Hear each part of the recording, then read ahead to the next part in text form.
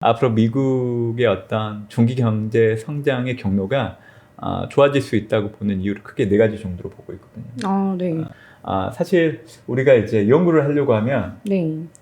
사실 돈이 필요해요. 그렇죠. 그렇죠. 근데 이제 미국 같은 경우에는 2기가 와도 매년 지출하는 국가 R&D 투자 금액이 매년 늘어났다는 겁니다. 그리고 가장 중요한 거는 이 국가 R&D 투자의 전년 대비 증가율을 놓고 봤을 때 변동폭이 상당히 낮았다는 거예요. 이거는 다른 나라보다 월등히 높습니다. 그래서 이런 것들이 어떻게 보면 그 R&D 투자의 어떤 효율성을 높이는 부분들이었기 때문에 결국 생산성을 높이는 가장 큰 이유였다, 이렇게 좀 봐주시면 될 것 같아요. 그리고 이제 두 번째 이유는 사실 인구 구조와 관련된 얘기를 좀 드려야 될 것 같아요. 사실 보통 선진국들은 늙어간다는 얘기를 많이 들었어요. 미국이 다른 나라랑 좀 다릅니다. 어떻게 다른가요? 미국 같은 경우에는 고령화가 진행은 되고 있지만 심각하지 않아요. 그래서 미국이 중장기적으로 성장하는데 부정적으로 작용하는 효과가 없다는 거죠.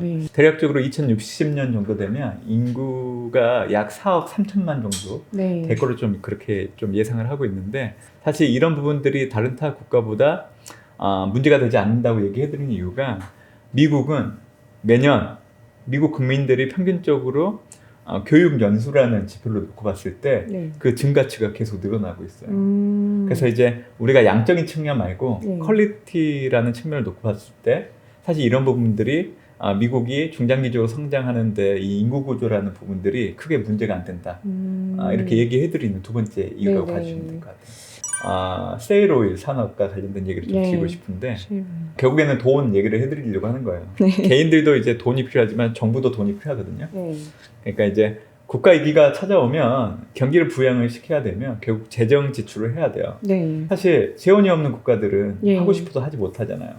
근데 미국 같은 경우에는 앞으로도 위기가 찾아왔을 때 계속 성장할 수 있는 재원이 만들어질 수 있다는 거예요. 그 산업이 세일 산업입니다. 미국 같은 경우에는 2010년도 초반부터 원유를 수출을 했어요.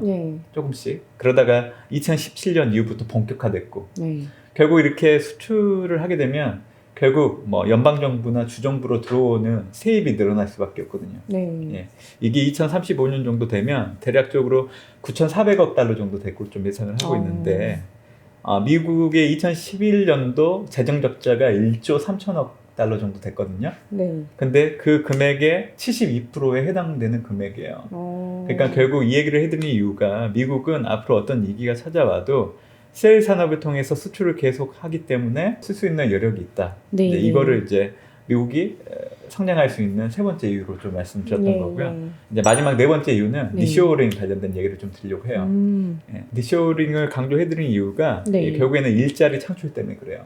2008년도 금융위기 이후 집권은 오바마 때부터 계속 돼왔던 건데, 트럼프가 오바마의 어떤 정책들은 모두 다 폐기를 했지만 니쇼어링 같은 경우에는 조용히 계속 진행을 했거든요. 왜냐하면 니쇼어링 자체가 이제 일자리를 늘리는 거기 때문에 트럼프의 어떤 자국 경제를 확장시키는 요인으로 가장 좋은 방법이었기 때문에 그 부분은 건들지 않았어요.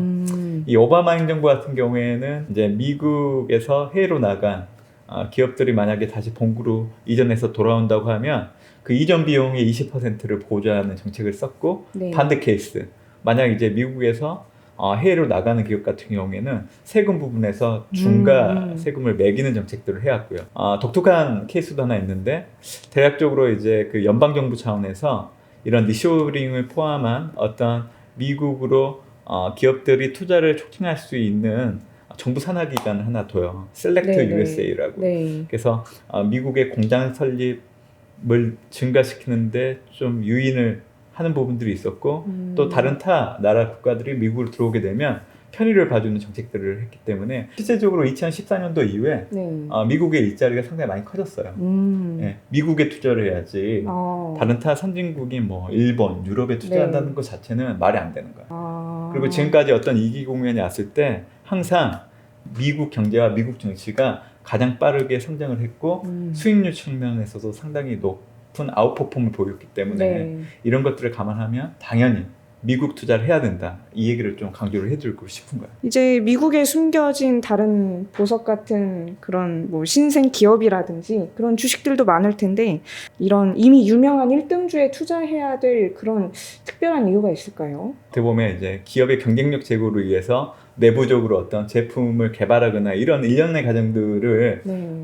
빠르게 선점해서 이제 투자를 하는 부분들이 반영된 부분들이긴 하는데 사실 기업 경쟁력 제고를 위해서 혁신을 가감하게 하고 있는 게 사실은 각 산업을 대표하고 있는 기업들이거든요. 네. 그래서 왜 미국 산업 1등 기업인지 이 얘기를 혁신을 통해서 좀 말씀을 드렸습니다. 예. 오늘 이제 문남중 대신증권 글로벌 투자 전략 팀장님 모시고 왜 미국 1등주에 투자해야 되는지 이야기 들어봤는데요. 다음 시간에는 이제 문 팀장님께서 말씀해 주신 대로 이영환 대신증권 연구원님과 함께 미국 1등주를 하나하나 콕콕 짚어드리도록 하겠습니다. 많이 기대해 주시고요. 시청해 주셔서 감사합니다.